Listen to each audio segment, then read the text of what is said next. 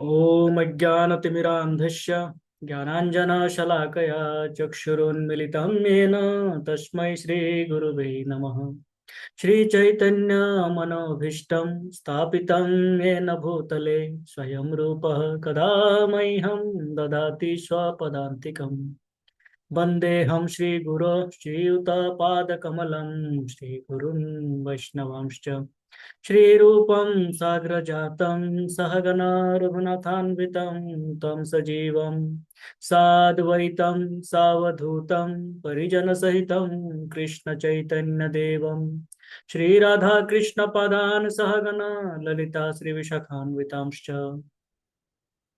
हे कृष्णा करुणा सिंधु दीनबंधु जगतपते गोपेश गोपिका कांत राधा कांत नमस्तुते।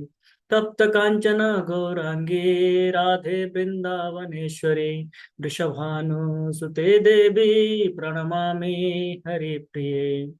वाञ्छकल्पतरुभ्यश्च कृपा सिन्धु एव च पतितानां पावनेभ्यो वैष्णवेभ्यो नमो नमः। जय श्री कृष्ण चैतन्य प्रभु नित्यानंद श्री अद्वैत गदाधर श्रीवासादि गौर भक्त वृंद। हरे कृष्णा कृष्ण कृष्णा हरे हरे हरे राम राम राम हरे हरे। हरे कृष्णा कृष्ण कृष्णा हरे हरे हरे राम राम राम हरे हरे। हरे कृष्णा कृष्ण कृष्णा हरे हरे हरे राम राम राम हरे हरे। हरे कृष्ण। आज हम पुनः कल जहाँ पे हमने समाप्त किया था उससे आगे बढ़ने का प्रयास करते हैं। श्रीपाद बिल्वामंगल ठाकुर के द्वारा विरचित चौराष्टकम, जिसमें भगवान के आश्चर्य बात है, भगवान के किए हुए चोरी को चोरी का जयकार हो रहे हैं। भगवान ने चोरी किए थे, उस चोरी का जयगान हो रहे हैं, जय जयकार हो रहे हैं। ये अद्भुत है। कृष्ण लीला में ये अद्भुत लीलाएं कृष्ण ने भगवान ने किए हैं। स्वयं जो भगवान कृष्णास्तु भगवान स्वयं स्वयं कृष्ण भगवान के रूप भगवान कृष्ण आते हैं, स्वयं स्वरूप में आते हैं। आके लीलाएं करते हैं, और वो ऐसे लीलाएं करते हैं, जो भी लीलाएं करते हैं साधारणतः देखा जाए तो वो साधारण बातें हैं। मैया यशोदा ने इन्होंने क्या किया?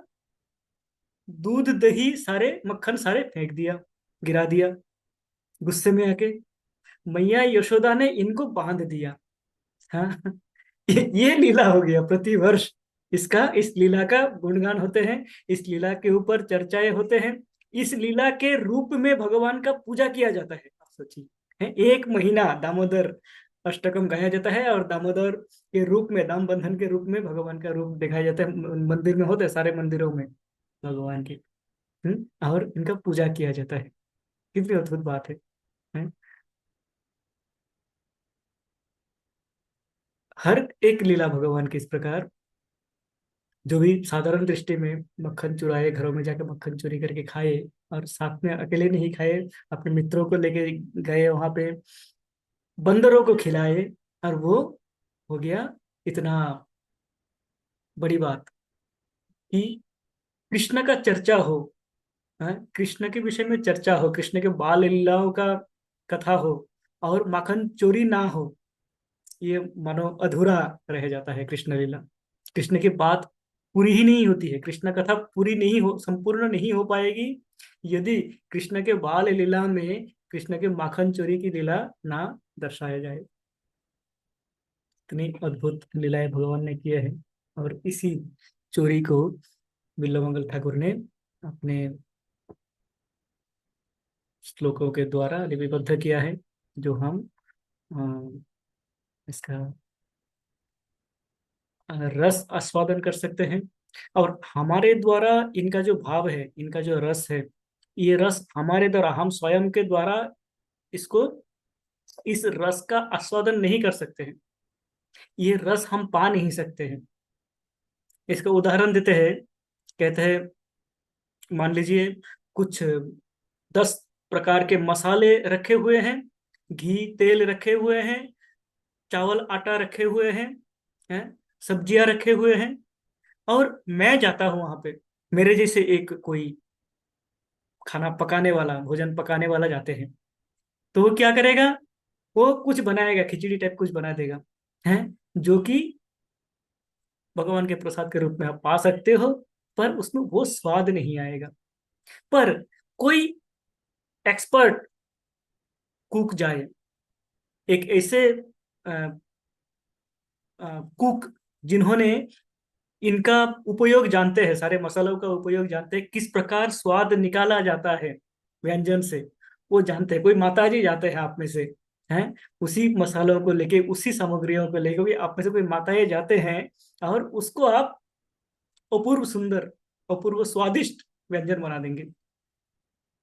हाँ, तो सामग्री वही है, पर जो पकाने वाले हैं, जो रंधन करने वाले हैं, जो उसको बनाने वाले हैं, तैयार करने वाले हैं, उनके गुण के ऊपर, उनके अभिज्ञता, उनका ज्ञान, उनका जो एक्सपीरियंस है, वो इस रस को, उसके स्वाद को निकाल के लाते हैं। इसी प्रकार हमारे ये जो जितने भी शास्त्र हैं, जितने भी इस प्रकार के अष्टकम है, भजन है भगवान के, उनका असल स्वाद हम स्वयं के बुद्धि के द्वारा पा नहीं सकते। हम स्वयं प्रयास करेंगे तो हम उसके रस का आस्वादन नहीं कर पाएंगे, हम रुक जाएंगे। पर यदि कोई, जो हमारे आचार्यगणों ने जो टीका लिखे हैं, आचार्यगणों ने जो भाव व्यक्त किया है, उन्होंने समझ के, हाँ, उन्होंने उस श्लोक को समझ के, इस इनके भावों को समझ के, उसको देख के अपने मानस पटल में, उसके बाद जो उसका व्याख्या किया है, उससे इसका पूर्ण पूर्ण स्वाद हम प्राप्त कर सकते हैं इसके द्वारा। तो इतना महत्वपूर्ण है ये की टीका, आचार्य गणों की व्याख्याएं, जिसके द्वारा हम श्रीमद् भागवतम और भगवान को, भगवान की लीलाओं को समझ सकते हैं। तो इसी प्रकार हम समझने का प्रयास करते हैं।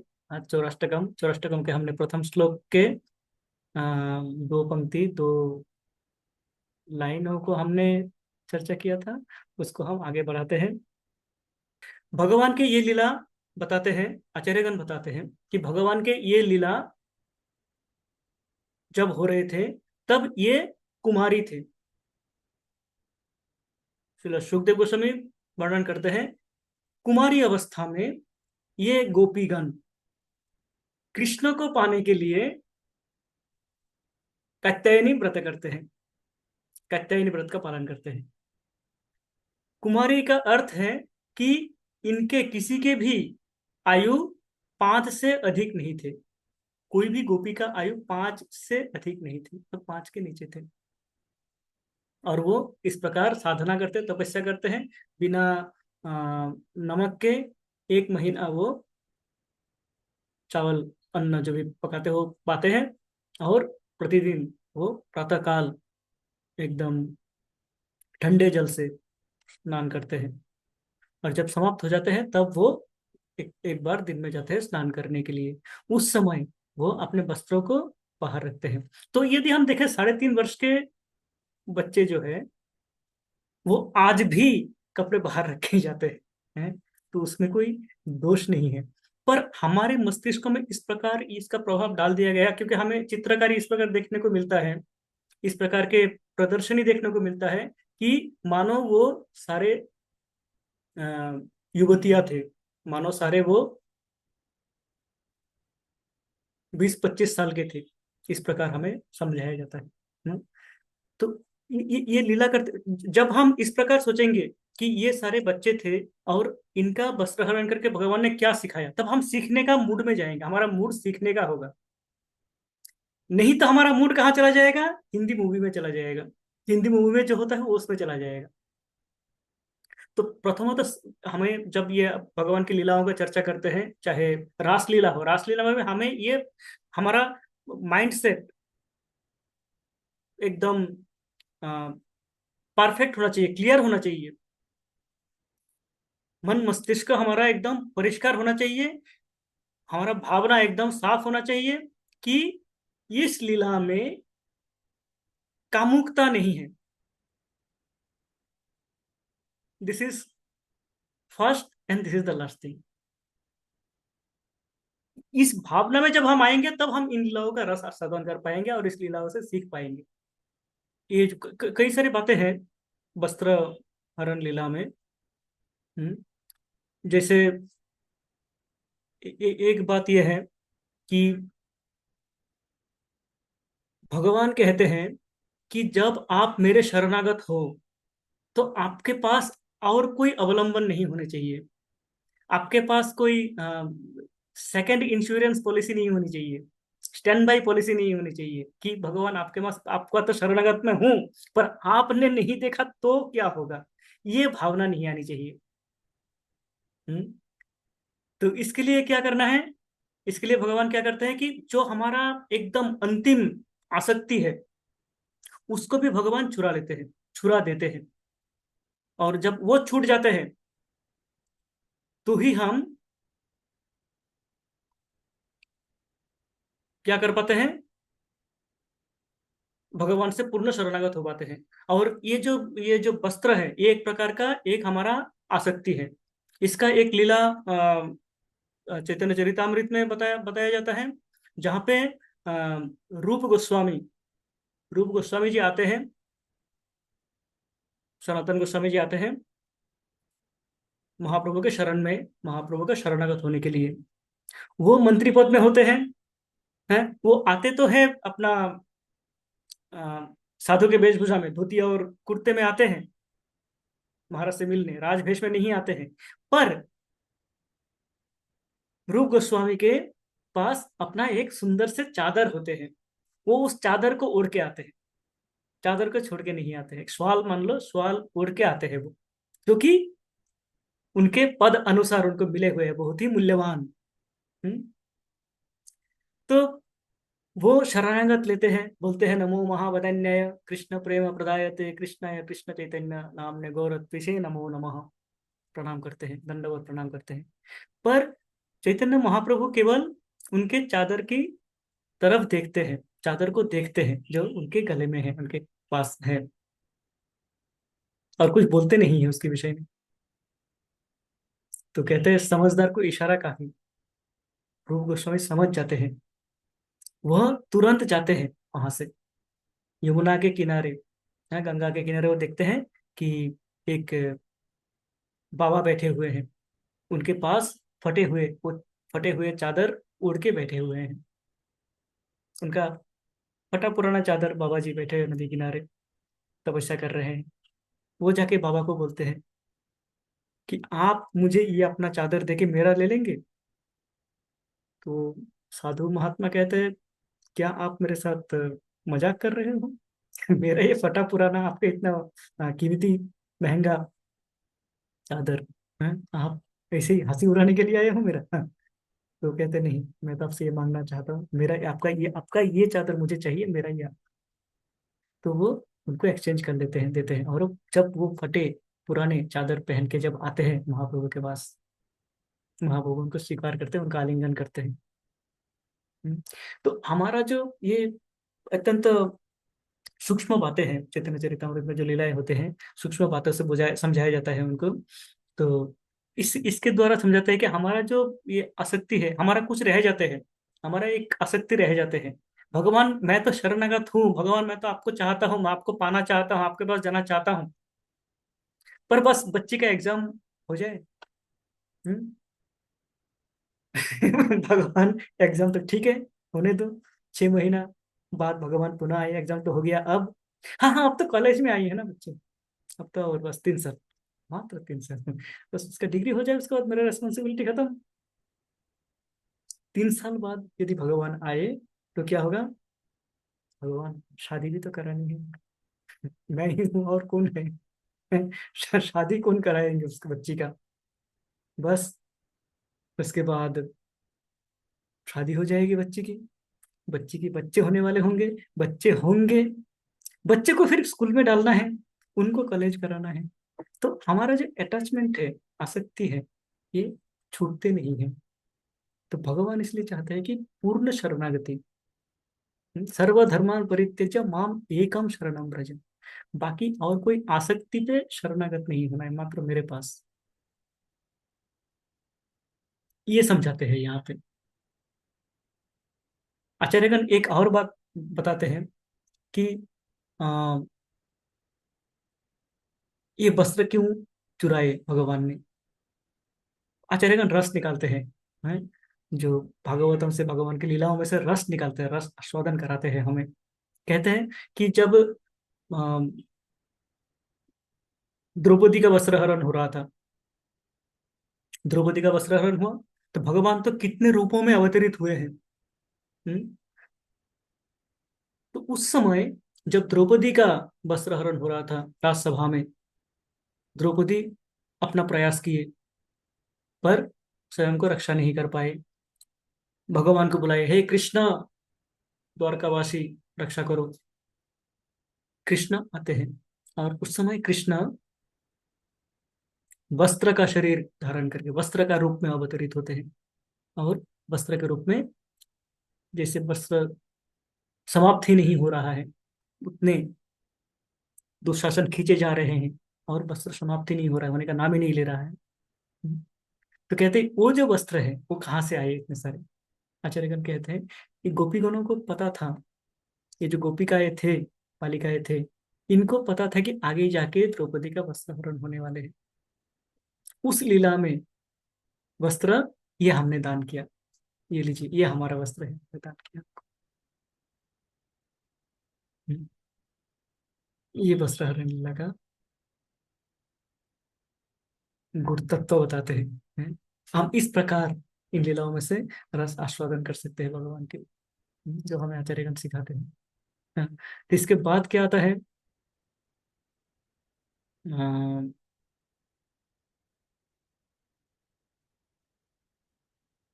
गोपांगनानां च दुकुलचोरम् अनेक जन्मार्जित पाप चोरम् चोराग्रगण्यं पुरुषं नमामि। अनेक जन्मार्जित पाप चोरम, हम जन्म मृत्यु जरा व्याधि के चक्र में अनंत काल से घूमते आ रहे हैं, हमें स्वयं नहीं पता हम कितने जन्म पार करके आ गए हैं। प्रत्येक जन्मों में हमने क्या क्या कार्य किए, क्या क्या पाप किए। हम्म, कितने पाप किए। हम जब, हमारी जब मृत्यु होती है, तो शरीर रह जाते हैं, शरीर हमारा, हम शरीर छोड़ते हैं, पर हमारे के साथ में, हमारे साथ में हमारे ये पाप अथवा पुण्य, ये साथ में चलते रहते हैं। ये पाप अर्जित होते रहते हैं, हमारे बैंक बैलेंस में जमा होते रहते हैं, अकाउंट में। अब कभी हमारे ये बैंक तो फेल कर सकते हैं, कभी ये सरकारी बैंक, प्राइवेट बैंक फेल कर जाता है कभी कभार। अमेरिका में फेल कर गया था वो सबसे बड़ा बैंक, लेमन ब्रदर्स। पर भगवान का ये बैंक फेल नहीं होता है, इनके हिसाब में भी कोई गड़बड़ नहीं होते हैं। भगवान कहते हैं पुण्य के विषय में, भगवान कहते हैं नेहाभिक्रम नाशस्ति प्रत्यवायो न विद्यते स्वल्पम अपि धर्मस्य त्रायते महतो भया। जितने भी पुण्य कार्य आप करते हो जमा होते रहते हैं, संचित होते रहते हैं। उसी प्रकार हमारे पाप भी संचित होते रहते हैं, पहाड़ बन जाते हैं हमारे पापों का। पर जब हम भगवान के शरण में आते हैं, भगवान का नाम लेते हैं, नाम लेते ही मानो चुटकी बजाए और समस्त पाप धूलिश्यात हो जाते हैं, निश्शेष हो जाते हैं, धुल जाते हैं समस्त। हम्म, तो ये है भगवान का समस्त पाप जन्म। हम जितने जन्मों में हमें पाप अर्जन करने में समय लग गया, तो हम्म, लाखों करोड़ों जन्म हमने योनिया पार किए, और पापों को संचित करते रहे, भगवान ने एक चुटकी में उन समस्त पापों को नाश कर सकते हैं, चुरा लेते हैं वो। हैं? तो वो भगवान चौराग्रगण्य पुरुषम नमामि। तो हे चोरों में अग्रगण्य, हैं? हे चोरों के सेनापति, आपको मैं नमन करता हूँ, आपको मैं प्रणाम करता हूँ, आपके सामने दंडवत होता हूँ। हम्म, प्रार्थना करता हूँ कि आप मेरा ये वासनाएं, ये भौतिक आसक्ति, हाँ, ये योग्यता, पात्रता, धन इत्यादि का जो आकांक्षाएं हैं, इनको आप चुरा ले। हमारा प्रार्थना ये है, इनको चुरा के मेरे हृदय को कोमल रूपी कोमल माखन के जैसे बना दो, निर्मल और कोमल, जिसमें आप स्वयं आ सकते हो और बस सकते हो। ये भक्त का प्रार्थना होता है। हम्म, तो बिल्व मंगल ठाकुर ये प्रार्थना कर रहे हैं यहाँ पे। उसके आगे के श्लोक में बताते हैं। हम्म,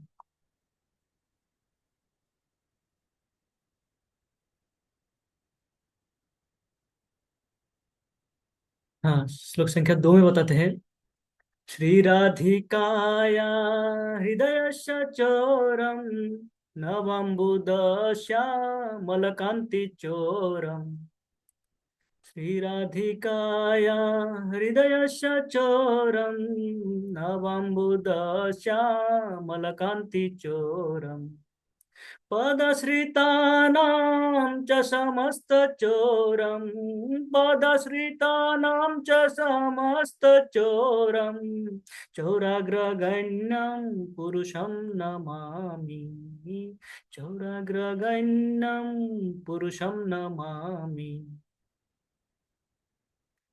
श्री राधिकाया हृदयस्य चौरम, ये अद्भुत है। इसका इसमें जो मैंने भगवान चैतन्य महाप्रभु के फोटो लगाए हुए हैं, आप देख रहे होंगे, हैं? ये अत्यंत अद्भुत है कि इसको साधारणतः यदि हम इसका इस श्लोक को देखें तो हमें कहीं भी चैतन्य महाप्रभु दिखाई नहीं देंगे, हैं? पर आचार्यगण इस पे अपना भाव व्यक्त करते हैं कि ये श्लोक चैतन्य महाप्रभु को ही दर्शाते हैं। किस प्रकार, उसके विषय में सुनते हैं। श्री राधिकाया हृदयस्य चोरम, वो चोर जो श्री राधिका, राधा का हृदय को चोरी किया। और क्या, नवाम्बुद श्यामल कांति चोरम, नव अम्बुद, नव अर्थात नतुन, अम्बुद अर्थात बादल, नए घने बादल के श्यामल कांति, श्यामल अर्थात घने काला जो बादल के रंग हैं, उसका चोरम, उसका चोरी किया। भगवान के रंग किस प्रकार हैं? श्यामला कांति है भगवान, हम कहते हैं? श्याम सुंदर भगवान, अर्थात भगवान के जो अंग कांति है, अंग का रंग है, वो मेघ श्याम है, घने बादल के, घने काले बादल के जैसे रंग है उनका। तो कहते हैं ये जो रंग है ये भी बादल से उन्होंने चुरा लिए। और क्या किया? पदाश्रितानाम च समस्त चोरम, पदाश्रितानाम, उनके चरण में जो आश्रय लिए हैं उनका सब कुछ चोरी कर लिया। भगवान के चरण में आश्रय लिए तो आपकी सब चोरी हो जाएगी, समस्त, है, कुछ भी नहीं बचेगा, समस्त चोर। उन चौराग्रगण्य पुरुषम नमः, उन चौराग्रगण्य पुरुष को मैं नमन करता हूँ, प्रणाम करता हूँ, है? तो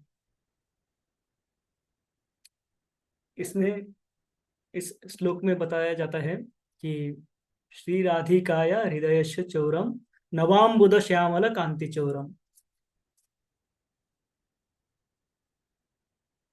राधा, राधा रानी के हृदय को चोरी किया। और ये नवाम्बुदा श्यामला कांति, श्यामला कांति के ऊपर हम जानते हैं भगवान के अनेकों चर्चा में भगवान के रूप के वर्णना होते हैं श्यामल के। जैसे अभी हम मुकुंद माला में एक श्लोक पढ़ते हैं, प्रभु जी प्रतिदिन पढ़ते हैं उसको, जयति जयति देवो देवकी नंदनोऽयम् जयतु जयतु कृष्ण वृष्णिवंश प्रदीपः जयति जयतु मेघ श्यामल कोमलांग जयतु जयतु पृथ्वी भारनाश मुकुंद। हाँ, पृथ्वी नाम करते हैं। जयतु जयतु देव देवो की नंदनोयम जयतु जयतु कृष्ण वृष्णि वंश प्रदीप। देव के नंदन हे वृष्णि वंश के प्रदीप। तीसरे लाइन में क्या बताते हैं? जयतु जयतु मेघ श्यामल कोमलांग। भगवान के रूप क्या है? श्यामल, मेघ श्यामल, बादल के जो काले रंग हैं उस प्रकार के भगवान के रंग हैं। और कोमल अंग, और कोमल है, कमल के जैसे कोमल उनके अंग हैं। और रंग कैसे है, अंग कांति कैसे है? मेघ श्यामल। तो इस श्लोक में बता रहे हैं कि वो मेघ श्यामल, वो मेघ से वो रंग चुरा लेते हैं। आचार्यगण इस दो पंक्ति का व्याख्या इस प्रकार करते हैं कि राधा के रंग चुराते हैं। और ये जो अ, भगवान क्या है, अ, भगवान को हम जैसे प्रार्थना करते हैं प्रतिदिन, हम मंगलाचरण में बोलते हैं हे कृष्ण करुणा सिंधु, हे कृष्ण करुणा सिंधु दीनबंधु जगतपते। करुणा सिंधु का अर्थ है करुणा के सागर, करुणा के समुद्र। सिंधु अर्थात सागर, ओशन ऑफ मर्सी। भगवान क्या है? करुणा का सागर है। जैसे एक कटोरी में थोड़ा सा जल हो सकते हैं, एक बड़े पात्र में अधिक जल हो सकते हैं, एक तालाब में और अधिक जल हो सकते हैं, एक नदी में उससे अधिक जल होंगे, समुद्र में सर्वाधिक जल होते हैं। तो जितने समुद्र में जल है उतना आपके भीतर करुणा है। तो कृष्ण को तुलना किया जाता है सिंधु अर्थात समुद्र के साथ में। और आ, माँ राधा, राधा क्या है? भानु नंदिनी। भानु, भानु अर्थात वृषभानु सुते, हम जानते हैं वृषभानु सुते देवी नवमी हरिप्रिय। माँ राधा रानी का पिताश्री का नाम है वृषभानु, जो कि भानु है, भानु महाराज। भानु के नंदिनी, भानु का एक अर्थ सूर्य भी होते हैं। भानु का अर्थ होता है सूर्य। सूर्य के नंदिनी, पुत्री अर्थात सूर्य के किरणें। कहते हैं कि सूर्य के किरणें जब समुद्र में पड़ते हैं तो समुद्र के जल वाष्पायित होते हैं और बादल में परिवर्तित हो जाते हैं। तो ये राधा और कृष्ण, राधा राधा रूपी सूर्य किरण, कृष्ण रूपी बादल, कृष्ण रूपी सागर के जल जब एकत्रित होते हैं तो उससे क्या हो जाता है? बाष्पायित होके बादल बन जाते हैं। और ये बादल कौन है? ये मेघ कौन है? ये श्रीमान महाप्रभु, जो राधा का हृदय और राधा का अंग कांति लेके स्वयं कृष्ण आते हैं, अवतरित होते हैं कलियुग में। हम जानते हैं ये जो महाप्रभु है, महाप्रभु की लीला में महाप्रभु कौन है? महाप्रभु हैं राधा कृष्ण दोनों हैं। और राधा का हृदय लेके आते हैं भक्ति भाव के लिए, और स्वयं कृष्ण राधा का प्रेम आस्वादन करने के लिए आते हैं। तो ये किस प्रकार बनते हैं? इस प्रकार। हम्म श्री राधिकाया हृदय चोरम नवाम्बुद श्यामल कांति चोरम है। तो ये इस प्रकार क्या होता है? ये दोनों मिलके आते हैं महाप्रभु बन के, महाप्रभु बन के आते हैं। और महाप्रभु बन के आके वो क्या करते हैं? बादल क्यों कहा जाता है उनको, बादल के साथ तुलना क्यों किया गया? कारण महाप्रभु जब आए कली युग में अनाचार के कारण चारों तरफ मानो त्राही त्राही मचा हुआ था। हाँ? जैसे प्रचंड ताप में, प्रचंड गर्मी हो, प्रचंड ताप में जल रहे हो। हाँ? उस समय जो करुणा रूपी बारिश महाप्रभु ने दिए, अपने भागवत प्रेम के हैं, अपने नाम के रूप में आके प्रभु महाप्रभु ने आके जो नाम का बारिश किए, नाम का वर्षण किए, जिसके द्वारा कली युग के जीव जो जल रहे थे, हैं, उनको इस जलन से जो शीतलता प्राप्त हुई नाम के द्वारा, हाँ, वो किसके द्वारा हुई है? ये महाप्रभु के द्वारा हुई है। महाप्रभु मानो जलते हुए आग में, मानो जंगल में आग लगी हुई है, उस आग को कोई बुझा नहीं सकते हैं। पर जब बारिश होती है, हैं, बारिश से ही वो आग बुझती है एकमात्र। तो ये कली युग में जीव जब जल रहे थे पाप अनाचारों के कारण, उस समय महाप्रभु आते हैं ये हरि नाम लेके, और हरि नाम का बारिश करते हैं इन जीवों के ऊपर, इसका वर्षण करते हैं। इसलिए, और वो किस प्रकार आते हैं? ये स्वयं कृष्ण, राधा का हृदय लेके स्वयं कृष्ण आते हैं उस भाव से, और बांटते हैं, घर घर में जाते हैं, घर घर में जाके बांटते हैं हरि नाम। गाए गोरा मधुर स्वरे, हरे कृष्णा हरे कृष्णा, कृष्णा कृष्णा हरे हरे, हरे राम हरे राम, राम राम हरे हरे, गाए गोरा मधुर स्वरे। सारे शहर शहर, नगर नगर, गलियों में घूम के महाप्रभु इस प्रकार अपना नाम का बंटन करते हैं, आवंटन करते हैं। लो, लूट लो, नाम लो। तो ये भगवान। और उसके बाद क्या बताते हैं? पदाश्रिता नाम च समस्त चौरम। हम्म, महाप्रभु आते हैं, महाप्रभु अपना बाल्य लीला, पौगंड लीला, जो भी लीलाएं होते हैं, उसके बाद गृहस्थ आश्रम में भी प्रवेश करते हैं। हम्म, विवाह होते हैं उनके, गृहस्थ आश्रम में प्रवेश करते हैं। पर पदाश्रिता नाम च समस्त चौरम, संन्यास संन्यास लेके, संन्यास लेके गृह त्याग करते हैं। हम्म, इसके ऊपर भी आचार्यगण कहते हैं कि महाप्रभु क्यों, कारण कृष्ण, ये स्वयं कृष्ण है, कृष्ण अपने ही घर में क्यों चोरी करेंगे? हैं? हमारा चुरा ले तो ठीक है, भक्तों का चुरा ले ठीक है, अभक्तों का चुरा ले ठीक है, हैं? तो स्वयं के घर में ही चोरी, स्वयं कृष्ण अपने ही घर में चोरी कर दिया, सब छोड़ के वो, हैं, एकदम जैसे आ,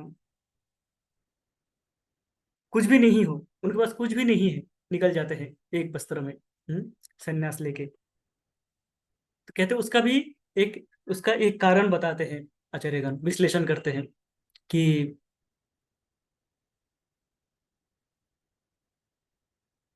कृष्ण लीला में वो जब रात को बांसुरी बजाते हैं, रासलीला के समय, तो गोपीगण क्या करते हैं? गोपीगण जो जिस अवस्था में थे, हैं, जिस भी अवस्था में थे उस समय, वो उठ के भाग के चले आते हैं कृष्ण के पास। वो ये सोचते नहीं हैं कि लोग क्या सोचेंगे, लोग क्या कहेंगे, हैं, मेरे घर के लोग क्या सोचेंगे, मेरे मेरे माता पिता क्या सोचेंगे, मेरे सास ससुर क्या सोचेंगे, मेरे पति क्या सोचेंगे, मेरे भाई क्या सोचेंगे, सबको छोड़ के वो बिना कुछ सोचे, बिना कुछ समझे, एकमात्र कृष्ण का संग पाने के लिए चले जाते हैं।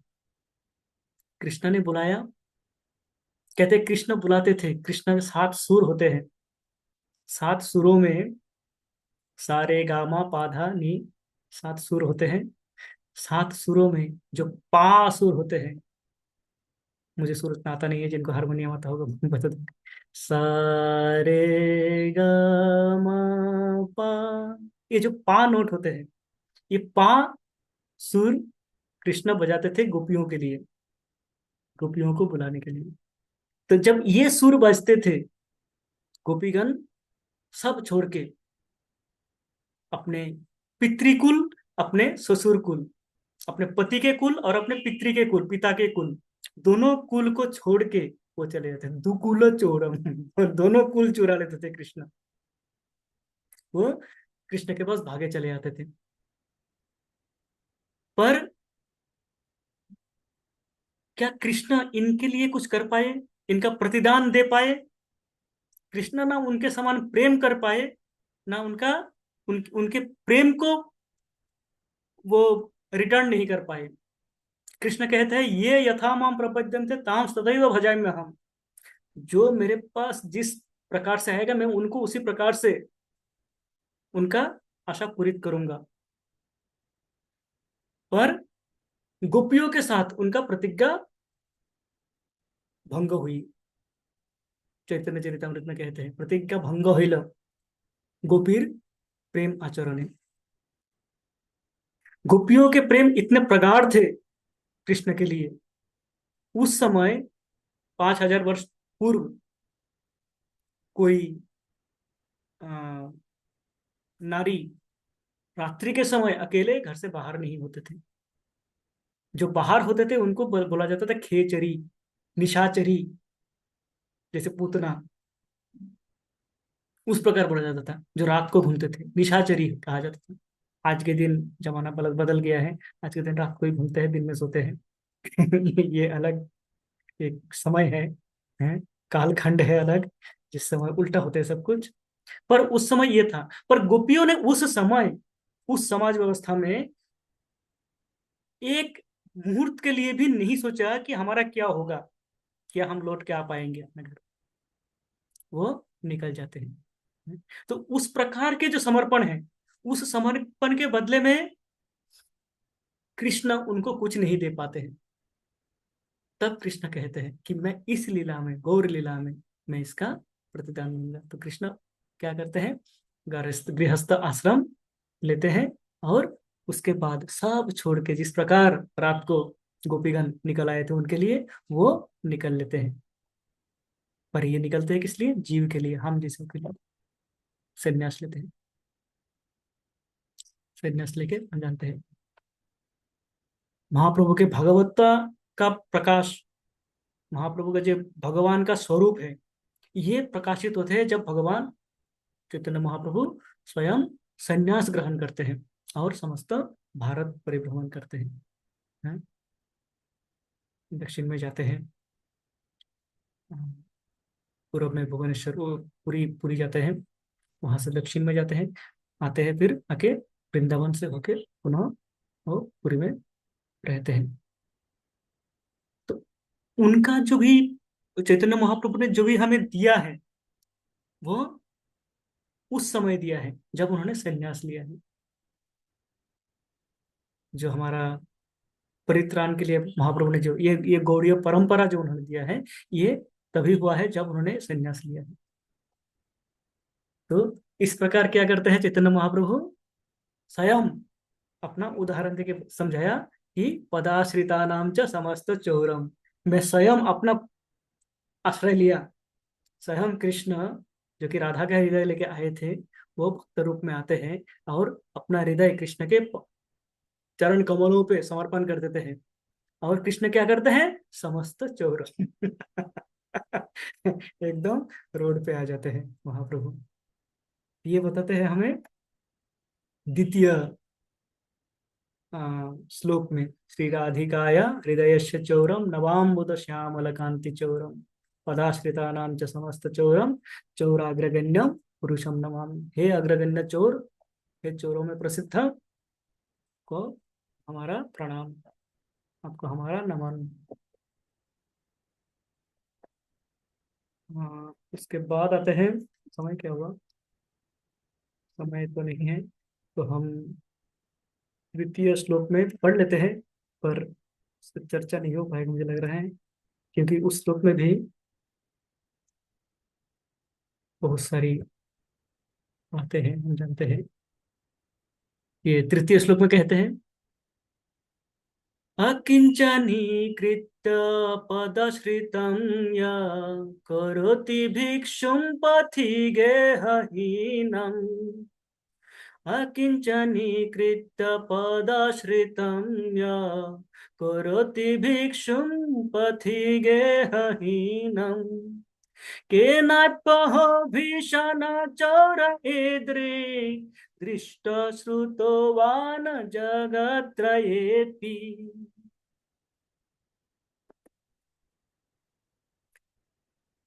केनाप्यहो भीषणचोरैर्दृ दृष्टश्रुतो वा न जगत्त्रयेऽपि। अकिञ्चनीकृत्य पदाश्रितं या करोति भिक्षुं पथि गेहहीनम्। अकिंचनीकृत्य, किंचन अर्थात किंचित मात्रा में कुछ रहना, किंचित थोड़ी सी। अकिंचनी, वो किंचित भी नहीं, किंचित का भी ले लेते हैं। अकिंचनीकृत्य, जिनके पास थोड़ा बहुत भी कुछ है वो भी ले लेते हैं। पदाश्रितम या, जो उनके पद आश्रय लेते हैं, जो हमने इससे पहले चर्चा किया, श्लोक संख्या 2 में जो चर्चा किया, पदाश्रिता नाम स समस्त चोरम। तो अकिंचनी कृत्य, अकिंचित, अकिंचन बना देते हैं उनको, उनके पास कुछ भी नहीं, कुछ भी नहीं रहता है, जो इनके चरण कमल का आश्रय लेते हैं। फिर क्या करते हैं? करोति भिक्षुम, भिखारी बना देते हैं। पथि गेह हीनम, ना पथ पे रह पाते हैं वो, ना घर में रह पाते हैं। घर का भी नहीं होता है, रास्ते का भी नहीं होता है वो। भयंकर श्लोक है। हम्म। कृष्ण तो दूर भगाने कहा, नहीं नहीं नहीं, कृष्ण कहा साधना नहीं करना है, ये क्या कर देंगे भगवान है। अकिंचनीकृत्य पदाश्रितम या करोति भिक्षुम पथि गेहहीनम केनाप्यहो भीषण चोर इद्रि केना अपि अहो, हाय हाय, ये किस प्रकार के भीषण चोर है, भीषण चोर, भयंकर चोर है ये। ईदृग, इनके समान। दृष्ट श्रुतो व न जगत्रयेपि, दृष्ट ना देखा है, श्रुतो व ना सुना है। इनके जैसा भीषण चोर हमने ना देखा है ना सुना है। जगत त्रयेपि, केवल ये भूमंडल में नहीं, तीनों जगत में, तीनों लोकों में इनके समान इतने भयंकर, इतने भयानक, इतने भीषण चोर हमने ना तो देखा है और ना ही सुना है। ये अकिंचनीकृत्य पदाश्रितम, अपने चरण कमल में आश्रय लेते हैं, उनका सब कुछ चुरा लेते हैं। इस लोग को आधे में नहीं रखते हैं, नहीं तो टेंशन में रहेंगे सभी जन। सभी बोलेंगे जी नहीं, काल से नहीं। तो इस लोग को 5-10 मिनट लूंगा, इस लोग को थोड़ा सा हम चर्चा कर लेते हैं, भाव को समझ लेते हैं, क्या कहना चाहते हैं कृष्ण। किस प्रकार अकिंचनी कृत्य करते हैं। कहते हैं कि भगवान के भक्ति में जब आते हैं, जैसे हम गए थे प्रथम दिन इस्कॉन मंदिर में। इस्कॉन नोएडा में मैं गया था, प्रथम बार किसी इस्कॉन मंदिर में गया था। वैसे तो मंदिर में जाता था, प्रणाम करके चला आता था। वहां पे गया तो हमारे भक्त आके बुलाए, आइए आइए, बैठिए बैठिए प्रभु, आइए बैठिए। हाँ, जब चल रहा था चैंटिंग, बोलते ये माला लीजिए, बस 5 से 7 मिनट लगता है, एक माला करेंगे चले जाना। ठीक है जी, एक माला लिया, हमने किया। एक माला किया, कितना समय लगा होगा। तो उसके बाद से एक माला हमसे कराए थे, उन्होंने क्या किया था, एक माला कराए थे मात्र। उसके बाद हमारा क्या हुआ, वो 5 मिनट समय हमने उस समय दिया था, उन्होंने हमारा 5 मिनट समय ही लिया था। आज के दिन 24 घंटा कम पड़ जाते हैं। इस प्रकार अकिंचनी कृत्य, और कुछ रह नहीं जाते हैं। फिर मुझे लगता है, भक्तों को लगते हैं कि मैं इतना देरी क्यों किया। मैं मेरे जीवन के 40-50 साल ऐसे ही निकाल दिए, ऐसे ही गवा दिए, मैं भगवान की सेवा में लगा नहीं पाई उनको। मेरा तो वो नष्ट हो गया, जिसको मैं सोच रहा था इससे पहले कि मैं भोग कर रहा हूं। आज लगता है कि वो मैंने तो, मेरा वो विफले जन्म गवाइनु, वो जन्म तो, वो तो मेरा विफल गया, बेकार गया, नष्ट हो गया वो। मानो मेरे पास धन थे, घड़ा भरा हुआ था, मैंने उसको सड़क पे ऐसे ही फेंक दिया। आज ये अनुभव होते हैं जब भगवान की सेवा करते हैं। तो वो है अकिंचनी कृत्य। इसका अर्थ ये नहीं है कि हमें भिखारी बना देंगे, रास्ते में खड़े होकर भीख दे बाबा, वो नहीं करेंगे। पर भगवान इस प्रकार बना देते हैं। आज जपाटक में ही चर्चा हो रहा था, अम्बरीश प्रभु, फोर्ड के जो ओनर है, प्रभुपाद के आदेश से उन्होंने इतने सारे धन दान किए। और इस जो प्रोजेक्ट चल रहा है अभी मायापुर प्रोजेक्ट में, उन्होंने 300 से 500 करोड़ उन्होंने अकेले ही दान किए, महाप्रभु के आदेश से, लाइक अपना प्रभुपाद के आदेश से, उनके गुरु महाराज प्रभुपाद के आदेश से। क्या वो भिखारी बन गए हैं? तो धन तो आते हैं, और धन, जो धन हम समझते हैं, जो संपद हम समझते हैं ये मेरा है, भावना में परिवर्तन हो जाते हैं। पहले क्या होता था, ये धन जो मैं कमा रहा हूं मेरा है, इससे मुझे भोग करना है, मुझे एंजॉय करना है, मैं घूमूंगा फिरूंगा खाऊंगा पीऊंगा, वो मुझे करना है, नई गाड़ी लूंगा, मेरे लिए था। अभी क्या हो रहा है, जब कृष्ण के पदाश्रय लेते हैं तब ये लगता है कि ये कृष्ण के है, जो मुझे मिल रहा है कृष्ण के है, कृष्ण मुझे दे रहे हैं, तो उनमें से जो कृष्ण को दिया जा सकता है वो सार्थक है। एक उदाहरण, एक राम नाम कीर्तन प्रभु है कि नहीं, उदाहरण दे रहे थे कि प्रथम बार जो राम नाम कीर्तन प्रभु के पास गए थे, ये कौन बोल रहे थे, हमारे हमारे में से एक भक्त बोल रहे थे, तो एक गेट टुगेदर हो रहा था, उसमें बता रहे थे कि कलेक्शन के लिए गए थे उनके पास। तो उन्होंने प्रथम बार जब गए, उन्होंने 50 रुपये दिए थे, किसी मंदिर के कलेक्शन के लिए गया, जन्माष्टमी कलेक्शन, तो 50 रुपये दिए। उसके बाद वो धीरे धीरे मंदिर से जुड़ गए, मंदिर में आने लगे। कहते हैं अगले साल, अगले वर्ष का जो जन्माष्टमी था, उसमें उन्होंने 5,000 रुपये दिए बिना मांगे। हम्म। ये जो भाव का परिवर्तन, मैं कभी मंदिर में दान नहीं करता था, मैं सोचता था मंदिर में दान करते हैं सब अपना उड़ाएंगे, इससे अच्छा मैं ही भोग करूँ। हम्म। पर जब भगवान के चरण का आश्रय लेते हैं, तब ये लगता है कि मैं केवल इतना ही कर पा रहा हूँ, देखो कितने करते हैं हमारे सामने जो भक्तजन बैठे हुए हैं। हम्म, इतने महान महान भक्त बैठे हुए हैं, जिनके विषय में सुनते हैं, जिनके दान के विषय में सुनते हैं, तो लगता है कि हमारा इतना ही क्षमता, भगवान थोड़ा सा क्षमता बढ़ाओ और थोड़ा सा कुछ करो आपके लिए, हम कर नहीं पाते हैं। ये भावनाओं में ये परिवर्तन आ जाते हैं। इस भावना में परिवर्तन को कहते हैं संन्यास, इसी को कहते हैं संन्यास। सब कुछ मेरा मेरा, मैं और मेरा के भावना से, जब ये पूरा विश्व ही मेरा है, कि मैं इस विश्व का हूं, मैं भगवान का हूं, भगवान मेरा है, इस भावना में जब परिवर्तन होते हैं, वो होता है संन्यास। और इस संन्यास में सन्यासी केवल वो नहीं है जिन्होंने गेरुआ धारण किया है, सैफरन पहना है, वही केवल सन्यासी नहीं है, गृहस्थ भी, जैसे महाराज भी कहते हैं प्राय कि गृहस्थ भी सन्यासी है। सन्यास भाव से जब ये भावना होते हैं, मत कर्म कृत मत परमो, मत भक्तो संग वर्जित, भगवत गीता में बताते हैं, मत कर्म कृत मत परमो, मुझे परम मान के मेरे लिए कार्य करो। जो भी आप कार्य करते हो, आप मुझे परम, मुझे श्रेष्ठ मानो, मुझे लक्ष्य मानो, आपका लक्ष्य मुझे बनाओ, और उस लक्ष्य प्राप्ति के लिए आप समस्त कार्य करो, अर्थात समस्त कार्य आपका कृष्ण सेंट्रिक होने चाहिए, कृष्ण केंद्रित होने चाहिए।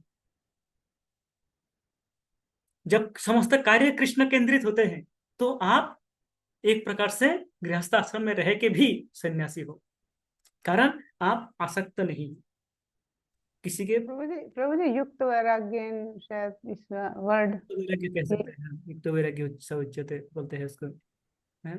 तो हम रहते हैं एक आश्रम में, पर भावना हमारा संन्यास आश्रम का बन जाते हैं। ये है करोति भिक्षु पथिगेह हीनम। है ये घर जो कि मेरा था, एक समय लगता था, अब लगता है मेरा नहीं। हम्म, ये है इस तृतीय श्लोक का। हाँ, तो इस प्रकार के चोर, कहते हैं ये इतने भीषण चोर हैं, इस प्रकार के चोर को हमने ना दृष्ट ना श्रुतो, हमने सुना भी नहीं है, हमने देखा भी नहीं। जगत त्रये भी कहीं भी नहीं देखा इस प्रकार के चोर, जो इस प्रकार आते हैं और हमारा सब कुछ चुरा लेते हैं, हम स्वयं को चुरा लेते हैं। ये भावना में परिवर्तन हो जाते हैं। जो मैं सोच रहा था मैं ये शरीर हूँ, अब लगता है ये शरीर मैं नहीं। मैं इस शरीर से अलग हूँ, ये शरीर भी भगवान का है। ये भावना आ जाता है कि शरीर भी भगवान का ही है, बाकी शरीर के संबंधित तो भगवान का है ही है फिर। बिल्लमंगल ठाकुर ये बता रहे हैं कि ये जो चोरी की लीला हम करते हैं, जो दामोदर सॉरी, जो मक्खन चोरी की लीला हम करते हैं, की बातें करते हैं, मक्खन चोरी करते हैं, तो मक्खन चोरी का तात्पर्य ये है कि एक स्थिति वो आते हैं, वो आपका सब कुछ चुरा लेते हैं, तब आप अपना कुछ नहीं कहते हो, मैं और मेरे भावना से ऊपर उठ जाते हो। हम्म, तो हमारा समय भी हुआ है, हम यहीं पे आज समाप्त करते हैं। और आगे जो भी 3 श्लोक हुए हैं, और आगे के 5 श्लोक हम चर्चा कर सकते हैं आगे जब भी हमें अवसर मिलेगा। और आज के चर्चा में जो भी हम कहते कहते जो भी भावनाएं आए बोलते गए, उसमें जो भी त्रुटियां हो क्षमा कर दें।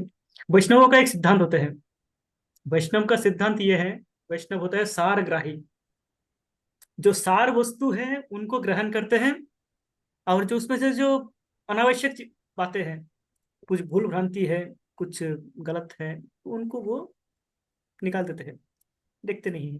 तो उस सार ग्राही भाव से ग्रहण कीजिए, बहुत सारे जो भी त्रुटियां रह गई हो, त्रुटियों को क्षमा करके जो भी सार इसमें से है उसको ग्रहण करके, हाँ, यही यही मेरा प्रार्थना है आप सभी से। वांछा कल्पतरुभ्यश्च कृपा कृपा सिंधु। सिंधु पतितानां पावनेभ्यो वैष्णवेभ्यो नमो नमः। प्रभु जी ये तो आपकी जो है वो है नम्रता है। ये बहुत आपकी नम्रता है।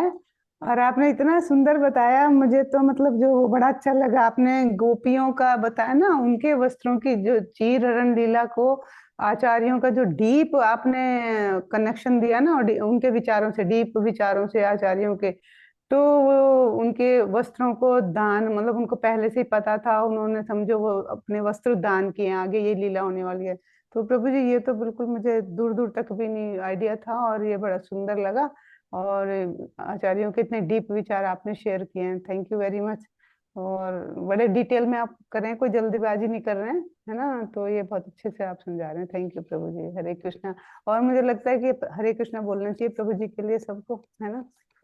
हरे कृष्ण हरे हरे कृष्ण कृष्णा हरे हरे बोल Krishna Krishna Krishna Hare Krishna Hare Krishna Hare Hare Hare, Hare Hare Hare Ram Ram Ram Hare Hare. Krishna. Thank you, thank you very. Thank you प्रभु जी। चलो, तो हमें यदि अवसर मिले तो हम इसका आगे चर्चा को आगे बढ़ाएंगे फिर बाकी श्लोकों पे। थैंक यू सभी, आप सभी को धन्यवाद, और आज हम यहीं पे एंड करते हैं। जी, अब तो वेट कर रहे हैं कि सच में अवसर मिले क्योंकि वो सुनने की इच्छा हो रही है आगे। और माता जी। हरे कृष्ण। कृष्ण।